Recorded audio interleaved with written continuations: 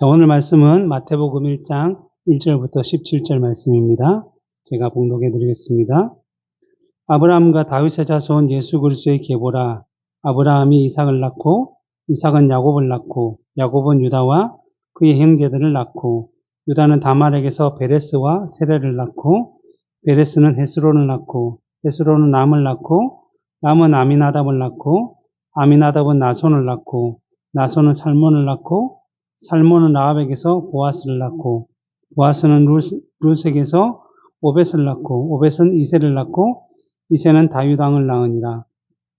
다윗은 우리아의 아내에게서 솔로몬을 낳고 솔로몬은 르호보암을 낳고 르호보암은 아비야를 낳고 아비야는 아사를 낳고 아사는 여호사밧을 낳고 여호사밧은 요람을 낳고 요람은 우시야를 낳고 우시야는 요담을 낳고 요담은 아하스를 낳고 아하스는 히스기야를 낳고 히스기야는 므낫세를 낳고 므낫세는 아몬을 낳고 아몬은 요시야를 낳고 바벨론으로 사로잡혀갈 때에 요시야는 여고냐와 그의 형제들을 낳으니라. 바벨론으로 사로잡혀간 후에 여고냐는 스알디엘을 낳고 스알디엘은 스룹바벨을 낳고 스룹바벨은 아비옷을 낳고 아비옷은 엘리야김을 낳고 엘리야김은 아소르를 낳고 아소르는 사독을 낳고 사독은 아킴을 낳고 아킴은 엘리옷을 낳고 엘리옷은 엘르아살을 낳고 엘르아살은 mat단을 낳고 mat단은 야곱을 낳고 야곱은 마리아의 남편 요셉을 낳았으니 마리아에게서 그리스도라 칭하는 예수가 나시니라. 그런즉 모든 대수가 아브라함부터 다윗까지 14대요 다윗부터 바벨론으로 사로잡혀갈 때까지 14대요 바벨론으로 사로잡혀간 후부터 그리스도까지 14대더라. 아멘. 우리가 지난 시간까지 구약에 있는 창세기를 계속적으로 강의했는데 이제 창세기 강의가 끝나고 이번 주부터 신약을 강의하는데 신약의 첫 성경인 마태복음을 함께 살펴보고자 합니다. 우리가 알고 있듯이 신약의 첫 4개의 성경에 대해서 우리는 복음서, 사복음서라고 부르고 있습니다. 마태복음, 마가복음, 누가복음, 요한복음 모두 뒤에 복음이라는 말이 붙어 있어서 사복음서라고 부르고 있는 것입니다. 복음이라는 단어는 헬라어로 하면 유앙겔리온인데 그 뜻은 기쁜 소식, 좋은 소식, 복된 소식이라는 의미를 가지고 있습니다. 그러면 성경이 말하고 있는 좋은 소식, 복된 소식, 기쁜 소식이라는 것은 무엇을 말씀하는 것일까요? 마가복음 1장 1절에 보면 하나님의 아들 예수 그리스도의 복음의 시작이다라고 말씀을 하고 있습니다. 그러기에 우리는 복음이라는 것이 바로 하나님의 아들이신 예수 그리스도에 대한 기쁘고 복된 소식을 말하고 있는 것이다라고 알 수 있습니다. 사도 바울은 또 복음에 대해서 로마서 1장 2절부터 4절을 통해서 이 복음은 하나님이 선지자들을 통하여 그의 아들에 관하여 성경에 미리 약속하신 것이라. 여기서 말씀하고 있는 성경은 구약 성경을 의미하고 있는데 사도 바울 시대에는 아직 신약 성경이 기록되어 있지도 않았고 정경으로 인정을 받지도 않은 시대였기 때문에 사도 바울은 이 구약 성경에 복음이라는 것이 무엇으로 기록되어 있느냐 하면 하나님께서 구약 시대에 선지자들을 통해서 그의 아들에 관하여 미리 약속하신 것을 복음이다라고 말하고 있는 것입니다. 물론 그 약속하신 내용들이 성경 여러 군데에 아주 많이 있겠지만 사도 바울이 예를 들고 있는 것은 그의 아들에 관하여 말하면 육신으로는 다윗의 혈통에 나셨고 이 복음이라는 것이 하나님의 아들에 대한 약속인데 어떤 약속인가 하면 하나님의 아들이 육신으로 세상에 오실 것인데 누구의 후손으로 오시는가 하면 다윗의 혈통, 다윗의 자손으로 오시겠다라고 하셨다라는 것입니다. 그러면서 성경의 영으로는 죽은 자들 가운데서 부활하사 능력으로 하나님의 아들로 선포되셨다라고 말씀하고 있습니다. 우리가 알고 있듯이 예수 그리스도께서 다윗의 자손으로 세상에 오셨지만 그 유대인들, 그 종교 지도자들의 시기와 질투로 인해서 십자가에 못 박혀서 죽으셨습니다.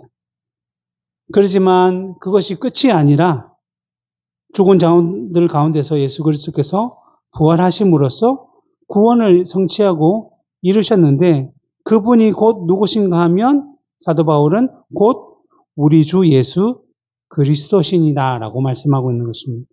그래서 처음과 마지막만 보면 이 복음은 마지막에 곧 그리스도 예수신이다 라고 말씀하는 것이죠.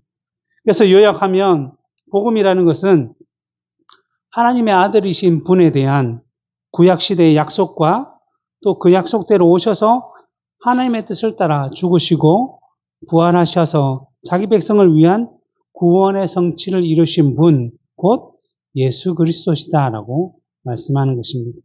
결국 복음이라는 것은 예수 그리스도와 그분의 사역과 그 관련된 기쁘고 좋은 소식을 말하고 있는 것입니다.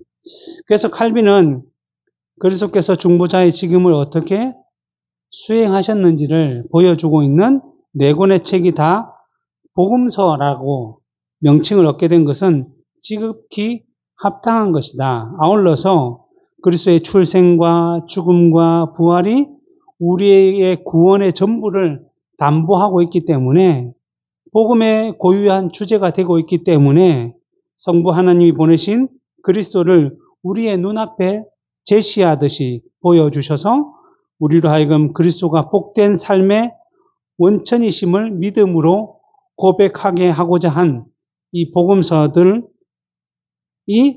복음을 전하는 것이다라고 불리는 것은 마땅한 것이다라고 말하고 있습니다.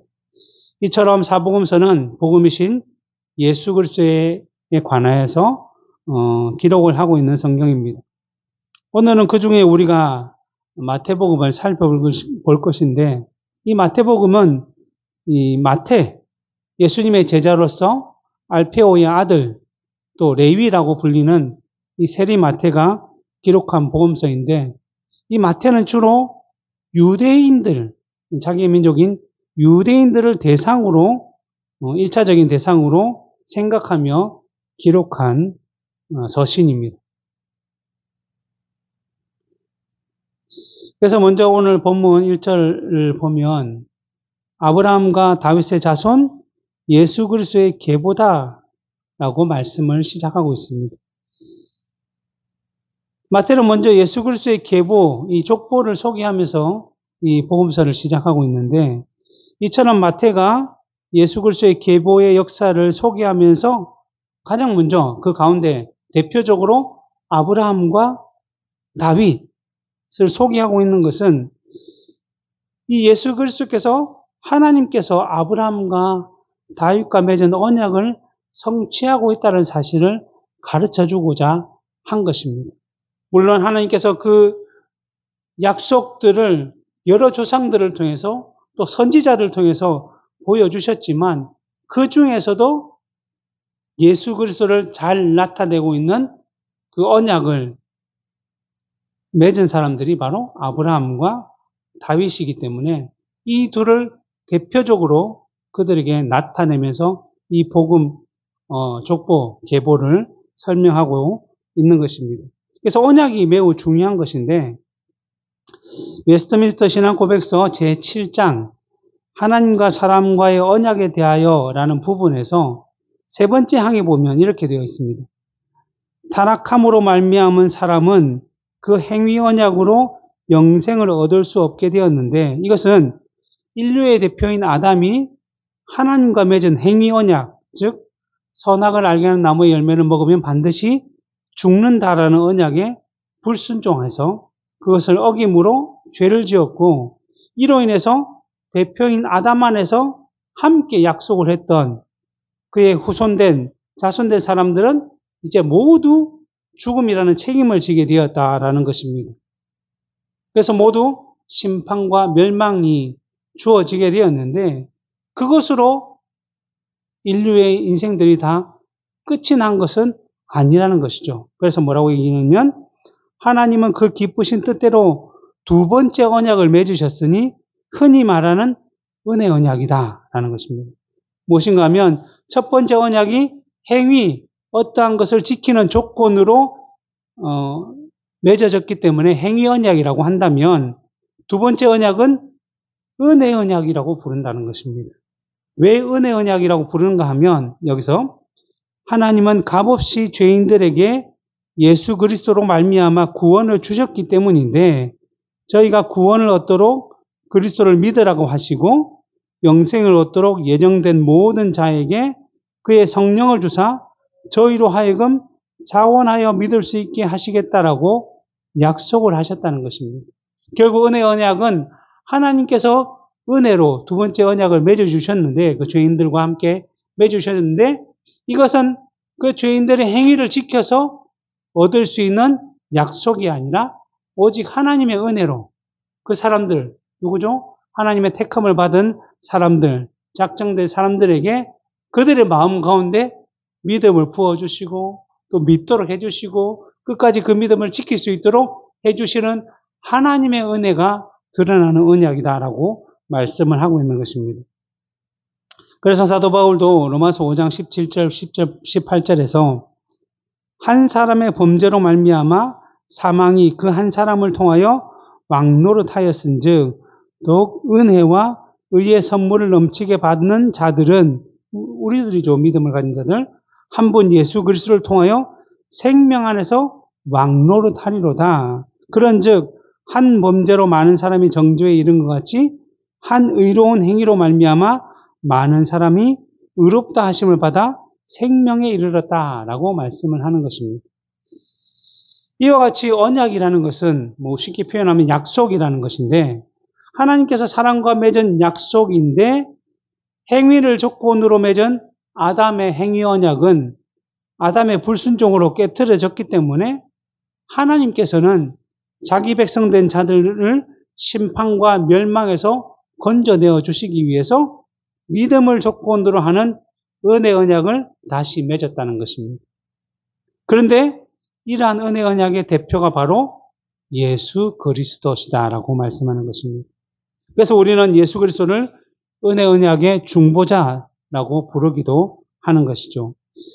그러나 이러한 은혜 언약은 사람이 죄를 지은 이후에 하나님께서 여자의 후손으로 오실 예수 그리스도를 약속하심으로 맺어지기는 했지만 그렇다고 해서 예수 그리스도께서 그 후에 곧바로 오셔서 이 언약을 이루시고 성취하신 것이 아니라 우리가 알고 있듯이 예수 그리스도는 그 아담의 범죄 이후에 몇천 년이나 지난 뒤 신약 시대에 하나님의 때가 되었을 때에 오셔서 그 약속하신 언약대로 구원을 이루시며 모든 것들을 성취하셨다는 것입니다.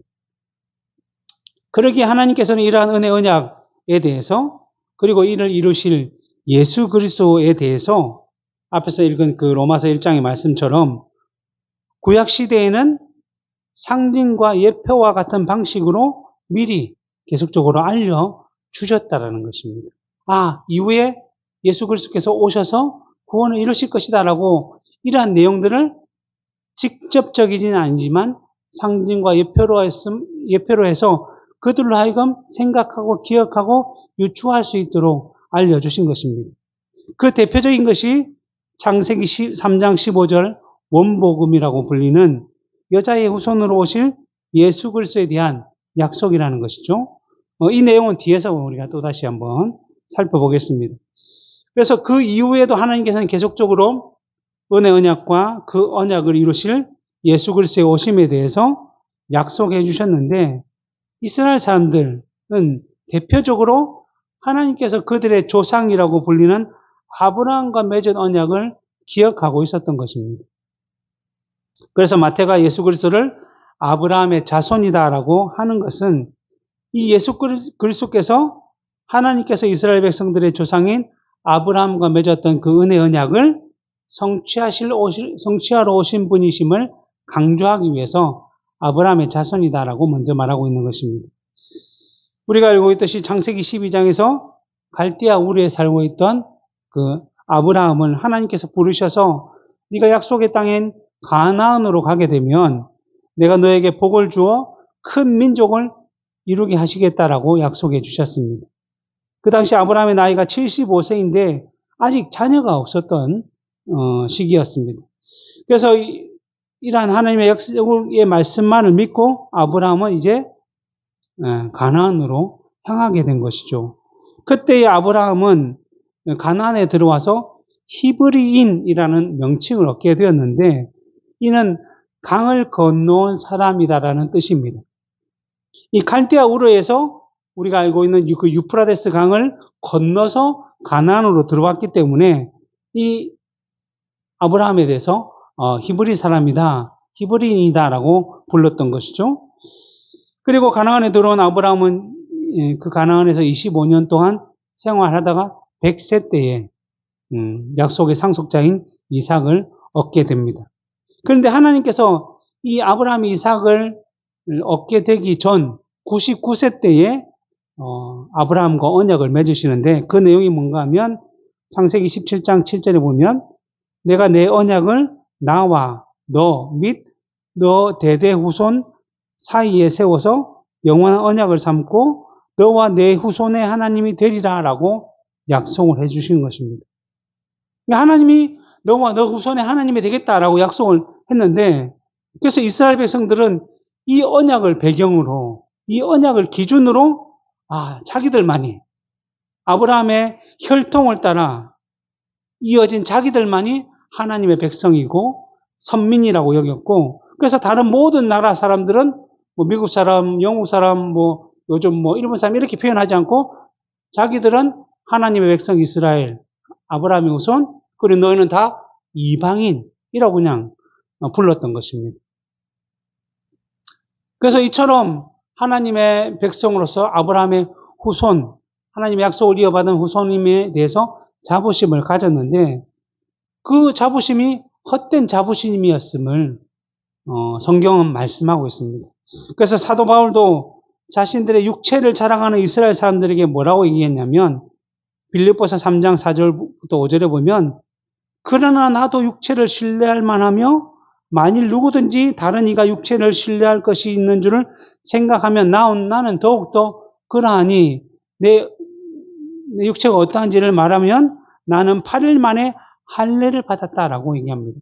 이건 뭐냐면 태어난 지 8일 만에 할례를 받은 것을 자랑하는 것인데 이것을 왜 자랑하느냐면 하나님께서 아브라함과 맺은 언약의 증거로 행하도록 하신 것이 바로 태어난 지 8일 만에 할례를 받도록 한 것이기 때문에 그렇게 8일 만에 할례를 행했다는 것은 곧 아브라함을 따르는 온전한 후손이라는 것을 증명하고 있다는 것입니다.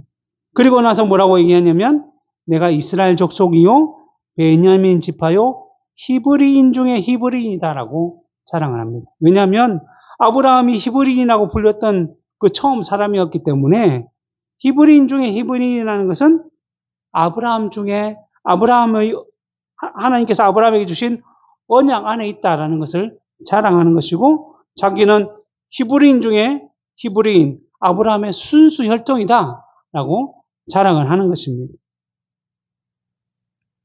이처럼 아브라함은 이스라엘의 조상이며 하나님께서 이러한 아브라함과 언약을 맺으셨고 그 언약에 따라서 아브라함의 혈통을 이어받은 자신들만이 하나님의 백성이며 구원을 받게 되는 것이다라고 생각을 한 것입니다. 그런데 여기서 마태가 이스라엘 백성들이 아브라함의 자손임을 자랑스럽게 여기고 있듯이 예수 그리스도도 그러한 분이다라고 그들과 같은 생각을 가지고 예수님을 소개하고 있는 것은 아닙니다. 왜냐하면 지금 이스라엘 사람들은 단지 혈통에 따라 자랑을 삼고 있는 것이지만 예수 그리스도께서는 그 혈통을 따라 오셨지만 그 혈통 때문에 우리를 구원하신 분이 아니라 하나님께서 아브라함과 맺은 언약, 그 은혜 언약을 성취하러 오신 분이시기 때문이라는 것입니다. 그래서 창세기 22장 17절부터 18절에 하나님께서 아브라함에게 무슨 말씀을 하셨는가 하면 내가 내게 큰 복을 주고 내 씨가 크게 번성하여 하늘의 별과 같고 바다의 모래와 같게 하리니 내 씨가 그 대적의 성문을 차지하리라. 또 내 씨로 말미암아 천한 만민이 복을 받으리니 이는 내가 나의 말을 준행하였습니다라고 말씀하고 있습니다. 여기서 아브라함의 씨라고 불리는 분이 바로 예수 그리스도이시며 그 씨로 말미암아 그리스도 안에서 하나님의 참된 백성들, 영적인 아브라함의 자손이라고 불리는 사람들이 바로 하늘의 별과 같고 바다의 모래와 같이 일어날 것이며 대적, 곧 사탄의 모든 권세와 계략을 물리치심으로 승리하시고 구원을 이룰 것이다라고 약속해 주신 것입니다. 그래서 예수 그리스도의 오심, 이러한 예수 그리스도 오심을 먼저 준비하러 온 세례 요한이 뭐라고 얘기했냐면 마태복음 3장에서 많은 바리새인들과 사두개인들이 세례 베푸는 데 오는 것을 보고 이르되 독사의 자식들아 누가 너희를 가르쳐 임박한 진노를 피하라 하더냐. 그러므로 회개에 합당한 열매를 맺고 속으로 아브라함이 우리의 조상이라고 생각하지 말라. 내가 너에게 이르노니 하나님의 능히 이 돌들로도 아브라함의 자손이 되게 하시리라. 이미 도끼가 나무 뿌리에 놓였으니 좋은 열매를 맺지 아니하는 나무마다 찍혀 불에 던져지리라 라고 책망을 함으로써 혈통을 따라 아브라함의 후손된 자들이 구원에 이르는 것이 아니라 하나님의 믿음, 그 복음의 내용을 듣고 그 믿음에 따라서 선한 열매를 맺는 자들만이 하나님의 백성이며 구원에 이를 수 있다라고 책망을 한 것입니다. 그러기에 마태가 예수 그리스도의 계보를 통해서 예수님을 아브라함의 자손이다라고 하는 것은 이러한 언약, 은혜 언약의 틀 가운데서 예수 그리스도께서 나셨다는 것을 보여주면서 동시에 예수 그리스도로 말미암아 이루어지게 될 진정한 아브라함의 후손이 누구인지를, 참된 하나님의 백성이 누구인지를 가르쳐주기 위해서 그들에게 보여주고 있는 것입니다. 그리고 마태는 그 다음으로 예수 그리스도를 다윗의 자손이다라고 소개하고 있는 것입니다. 마태복음 22장 42절에 보면 예수님께서 유대인들에게 너희는 그리스도에 대해서 어떻게 생각하느냐, 누구의 자손이냐 하고 물었을 때 그들이 대답하기를 다윗의 자손이다라고 대답을 했다는 것입니다. 이처럼 그 당시 유대인들은 메시아, 곧 그리스도께서는 다윗의 자손으로 오실 것이다라고 기대를 하고 있었다는 것입니다. 메시아는 히브리 단어이고 그리스도는 헬라어 단어인데 둘 다 똑같이 기름 부음을 받은 자라는 뜻을 가지고 있는 것이죠. 이 메시아 그리스도께서 자기 백성인 그 이스라엘을 구원하러 오실 것이다라는 약속이 그들 가운데 늘 있었다는 것입니다. 그런데 그러한 메시아 그리스도는 누구의 자손으로 오냐면 다윗의 자손으로 오신다는 것입니다. 다윗은 우리가 알다시피 이스라엘의 두 번째 왕이지만 하나님의 마음에 가장 합한 왕으로서 하나님께서 이러한 다윗과 언약을 맺은 왕입니다. 그래서 그 사무엘하 7장 16절에 보면 내 집과 내 나라가 내 앞에서 영원히 보존되고 내 왕위가 영원히 경고하리라라고 언약을 맺으셨습니다.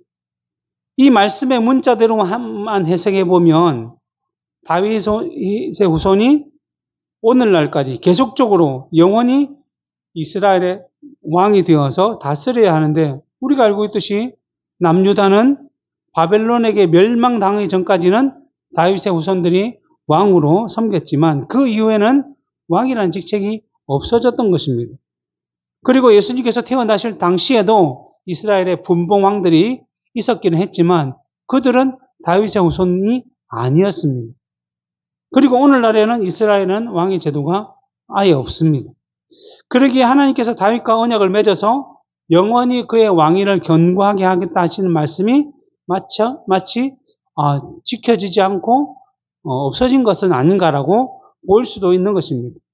하지만 이 언약은 하나님께서 다윗 왕과 맺으셨지만 그 언약의 성취가 누구에게서 이루어지도록 보여주셨는가 하면 바로 자기 백성의 영원한 왕으로 세움을 받은 예수 그리스도로 말미암아 이루어지는 것이기 때문에 이 마태가 예수 그리스도를 그러한 의미로 다윗의 자손으로 오셨다라고 소개를 하고 있는 것입니다.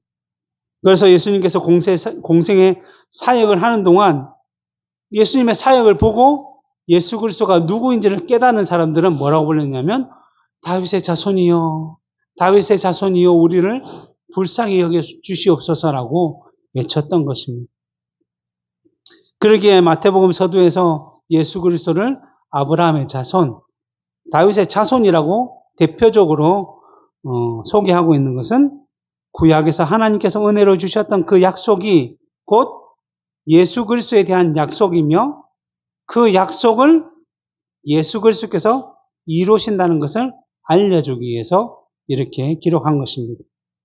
그리고 그러한 약속에 대한 성취가 사람들이 보기에는 너무나 오래되고 지연되는 것처럼 보이지만 가장 좋은 때에 하나님께서 꼭 이루신다는 사실을 강조하기 위해서 이렇게 보여주신 것입니다.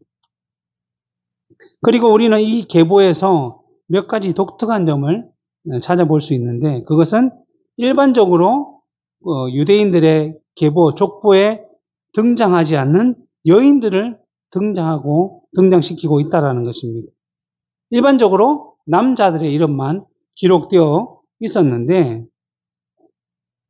그 족보에 등장하는 여인들은 누구냐면 다말과 라합과 룻과 우리아의 아내였던 밧세바 그리고 마리아 이 5명이 등장하고 있습니다. 여기서 다말과 우리아의 아내인 밧세바는 이방인인지 아닌지 확실하지는 않지만 라합과 룻은 분명하게 이스라엘 사람이 아닌 이방 여인들이었습니다. 거기에 라합은 이스라엘 백성들이 출애굽해서 가나안을 점령할 때에 가나안의 첫 성인 여리고성 사람, 즉 가나안 사람이었고 또 그의 신분은 기생이었다라고 말씀하고 있습니다. 그리고 룻이라는 사람은 이스라엘 이웃에 있는 나라인 모압 사람인데 역시 이방인이었습니다. 하나님께서 이 모압에 대해서 하신 말씀이 있는데 뭐라고 하셨냐면 신명기 23장 3절에 보면 암몬 사람과 모압 사람은 여호와의 총회에 들어오지 못하리니 그들에게 속한 자는 10대뿐이 아니라 영원히 여호와의 총회에 들어오지 못할 것이다 라고 말씀해 주셨습니다. 그런데 그렇게 말씀을 들은 모압 사람인 룻이 지금 누구의 족보에 들어왔냐면 예수 그리스도의 족보에 들어와 있다는 것입니다. 이처럼 마태는 예수 그리스도의 계보, 족보를 통해서 이러한 이방 여인들을 등장시킴으로써 앞에서도 말씀드렸듯이 그 당시 유대인들이 중요하게 여겼던 혈통의 순수성을 깨트려 버리고 그 구원이 혈통을 따라 이루어지는 것이 아니라 오직 하나님의 은혜와 또 작정과 섭리를 따라 이루어진다는 것을 가르쳐주고 있는 것입니다. 그리고 실제로 예수 그리스도께서 십자가에서 죽으시고 부활 승천하신 이후에 그동안 이스라엘에게만 열려 있었던 그 구원의 문이 이방인들에게까지 열려져서 온 유대와 사마리아와 땅끝까지 이르러 복음이 전파되는 역사가 나타나게 된 것입니다.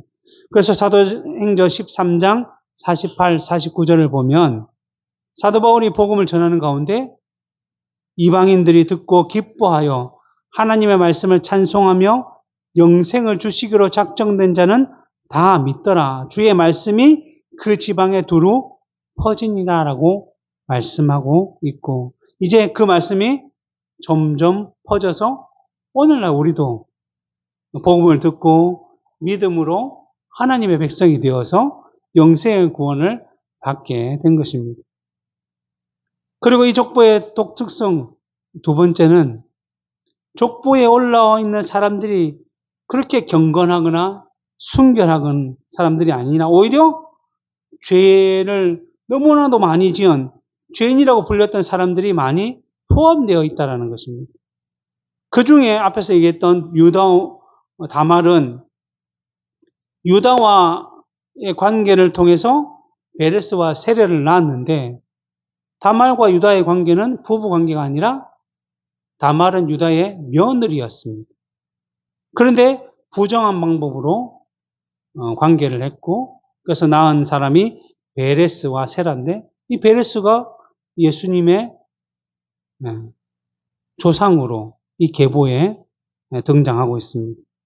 그리고 그 다음 다윗은 우리아의 아내에게서 솔로몬을 낳았다고 하는데 이 여인은 다윗의 신하인 우리아라는 사람의 아내였는데 오늘날 다윗이 이 여인을 보고 한눈에 반해서 그 남편이 전쟁에 나간 사이에 간음을 하게 되고 또 그래서 임신을 하게 되어서 이것을 속이기 위해서 우리아를 불러들여서 마치 우리아와 그 밧세바 사이에 임신을 하게 된 것을 계략을 세웠지만 이 우리아가 그것들을 듣지 아니해서 할 수 없이 다윗은 이를 감추기 위해서 우리아를 다시 전쟁에 보내고 가장 치열한 곳에 우리아를 보내고 난 뒤에 그 군인들을 뒤로 빼게 만들어서 우리아가 그 안에서 죽도록 그렇게 만들었다는 것입니다. 그리고 우리아가 죽은 이후에 이 우리아의 아내인 밧세바를 자신의 아내로 삼았던 것이며 이것이 다윗에게 정말 치명적인 죄의 모습임을 성경은 말씀하고 있습니다. 그리고 그 이후에 계보에 나오는 다윗의 후손으로 유다의 왕이 된 자는 정말 몇 사람만 빼고서는 대부분 우상을 숭배하고 백성들로 하여금 죄악의 길을 걷게 하였던 사람들이었습니다. 그런데 이러한 사람들을 족보에서 빼고 없애고 그들의 죄와 흠들을 안 보이게 하지 않냐고 여전히 그들을 족보에 넣고 그들의 죄가 분명하게 드러나도록 한 것은 메시아이신 예수 그리스도께서 이 일한 계보를 따라온 것이 그 족보에 등장한 사람들의 성결함, 그들의 품성, 그들의 훌륭한 조건 때문에 예수님께서 이 계보를 통해서 오셨다라고 말하는 것이 아니라 예수님께서 이 족보에 이 계보를 따라오신 것은 하나님의 뜻을 따라온 것이며 그들의 죄와 그들의 흠과 그들의 악함이 사람에게 있는 어떠한 것들이 하나님의 약속과 그 뜻을 이루는 것을 막을 수 없다는 사실을 보여주고 있으며 그러한 가운데서도 하나님께서는 여전히 약속대로 자기 백성들을 위한 선한 역사를 반드시 이루어 가신다는 사실을 보여주고 있는 것입니다. 예수님 당시 유대인들은 혈통적으로 자신들이 아브라함의 후손임을 내세우며 자부심을 가졌지만 거기에 더해서 어떠한 자랑까지 했냐면 자신들이 하나님의 율법을 잘 지켜 행한다라고 생각해서 더 자부심을 가졌습니다. 그래서 혈통적으로 이방인들을 멸시했다면 율법을 지키는 것과 관련하여서는 자기들 민족 가운데서도 차별을 두고 바리새인이나 서기관이나 제사장들과 같은 종교 지도자들이 특히 창기와 세리와 같은 연약한 자들을 멸시하며 살아가던 시대였습니다. 그러나 이들이 스스로 어렵다고 율법을 다 지켜 행한다라고 하는 것은 참된 의미로 그 율법을 온전히 행한 것은 아니었다는 것을 예수님께서 분명하게 밝혀주셨습니다. 우리가 한 가지 예를 들어 살펴보는 것은 바로 부자 청년의 사건을 통해서 우리는 이것을 볼 수 있습니다. 그것은 한 부자 청년이 예수님께 와서 영생을 얻기 위해서 와서는 내가 어떻게 행동을 하면 영생을 얻을 수 있습니까? 라고 질문을 합니다. 그러자 이 청년의 말에 예수님께서 계명을 지켜야 한다라고 말씀해 주셨습니다. 이 말에 청년은 자신 있게 난 어릴 때부터 계명을 온전히 지켰다라고 대답을 합니다. 그러자 예수님께서 그렇다면 너에게 한 가지 부족한 것이 있는데 네가 가진 재물을 가난한 사람들에게 나눠주고 나를 따르면 너는 영생을 얻을 수 있고 또 영원한 보화가 하늘에 있을 것이다 라고 말씀해 주셨습니다. 그러자 이 말을 들은 부자 청년이 고민도 하지 않고 생각해 보지도 않고 단지 근심하며 돌아갔다라고 말씀하고 있는 거죠.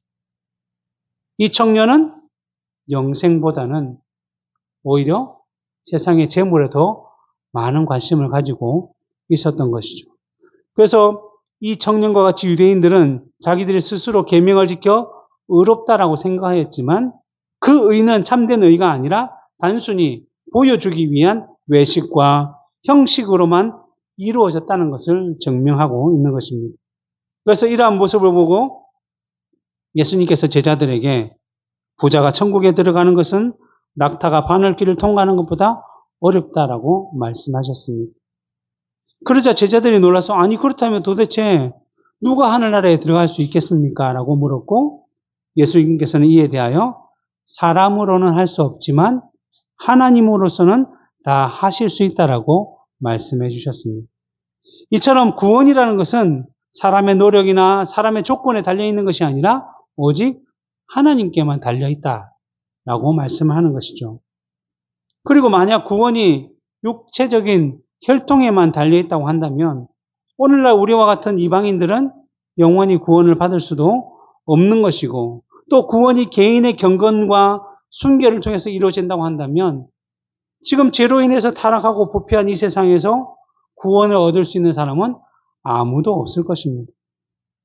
그러나 구원이 이러한 우리들에게 있지 아니하고 하나님께 있기 때문에 우리가 감사함으로 죄를 짓고 여전히 실수하고 여전히 흠과 티가 많은 우리들이지만 그 구원이 하나님의 은혜와 약속에 있기 때문에 우리는 감사하며 그 은혜를 누리고 있는 것입니다.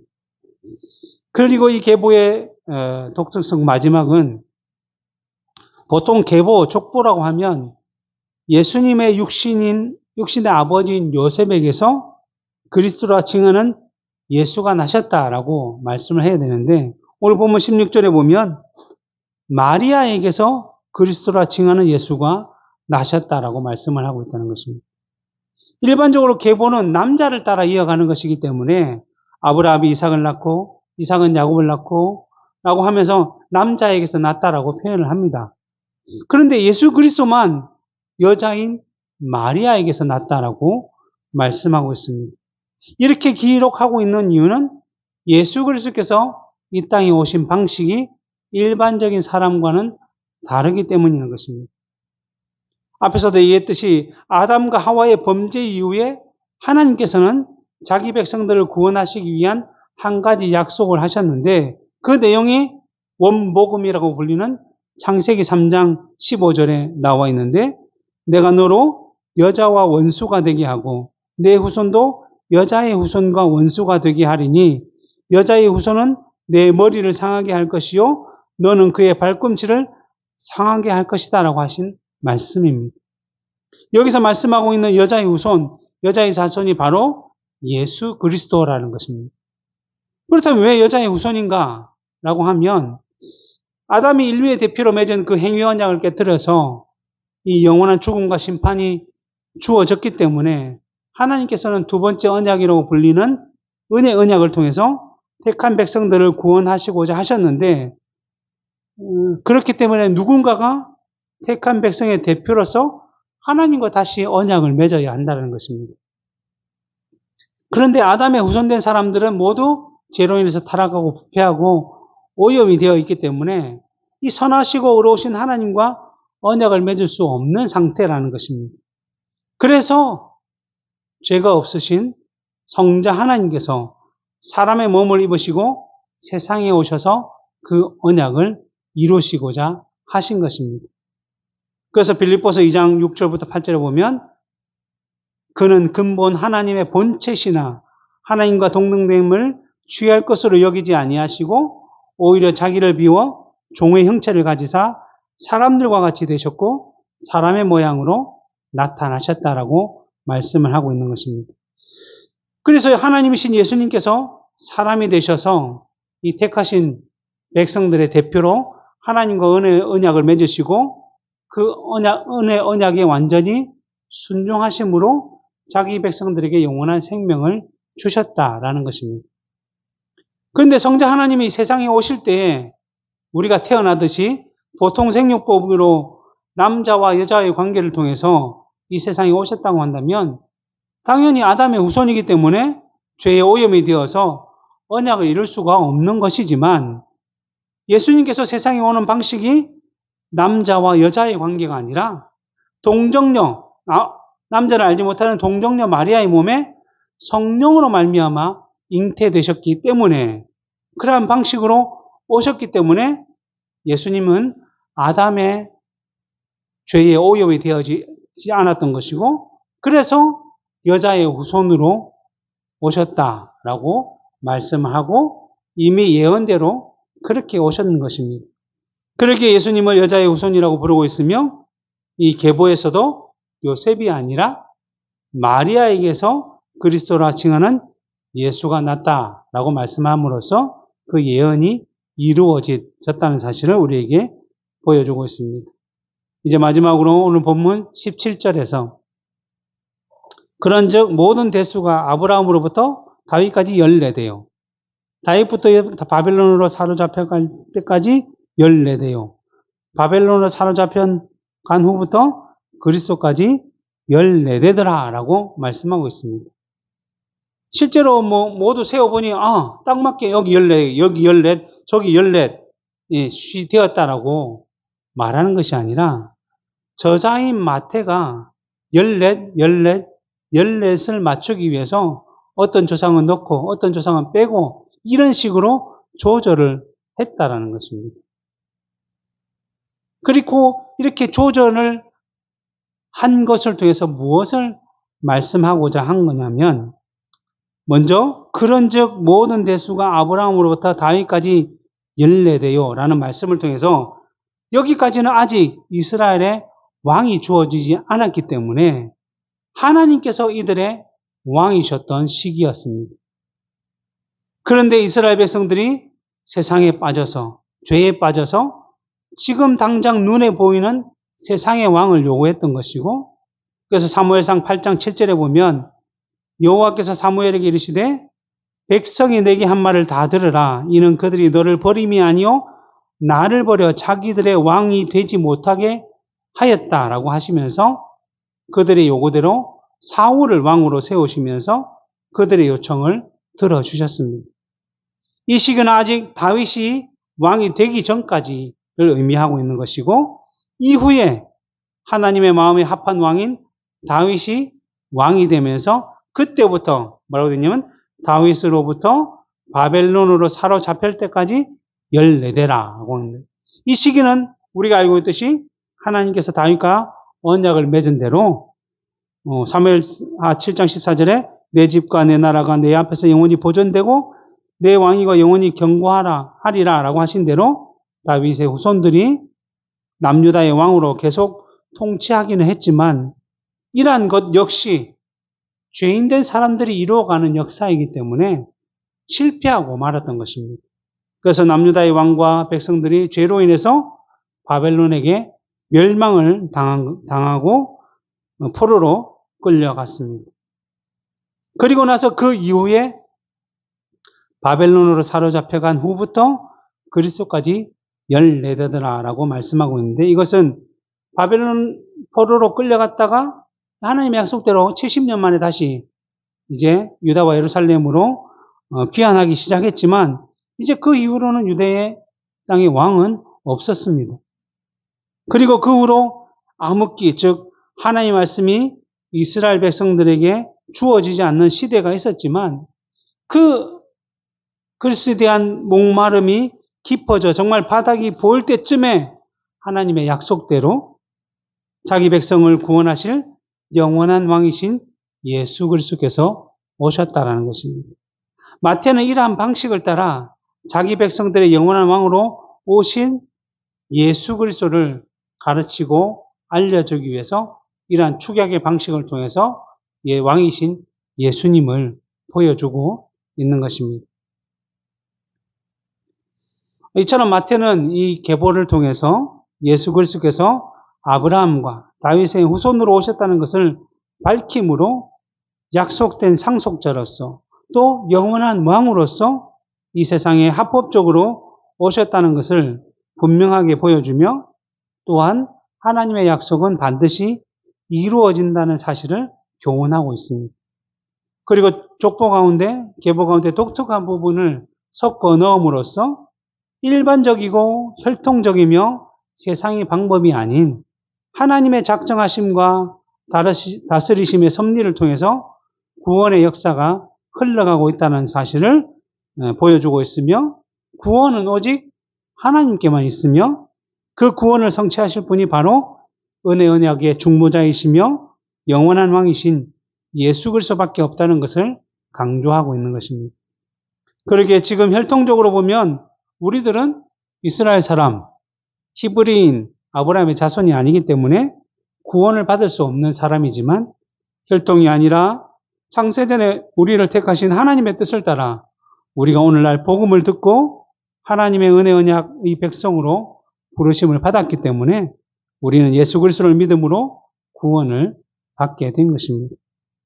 이러한 구원의 보정을 은혜 언약의 중보자이신 예수 그리스도께서 지금도 책임지고 계시기 때문에 사도 바울이 로마서 8장에서 내가 확신하노니 사망이나 생명이나 천사들이나 권세자들이나 현재일이나 장래일이나 능력이나 높음이나 깊음이나 다른 어떤 피조물이라도 우리를 우리 주 그리스도 예수 안에 있는 하나님의 사랑에서 끊을 수 없다라고 확신을 하고 있는 것입니다. 이러한 은혜가 지금 우리 가운데 있다는 것이며, 예수 그리스도께서 은혜 언약의 보증으로 우리를 인도하고 계시다라는 사실입니다. 이러한 사실을 기억하시고 우리의 구원에 대한 확신을 더 가지셔서 이러한 은혜를 베풀어 주신 삼위 하나님께 늘 감사하며 그 뜻대로 살아가고자 할 수 있기를 간절히 소망합니다. 기도하겠습니다.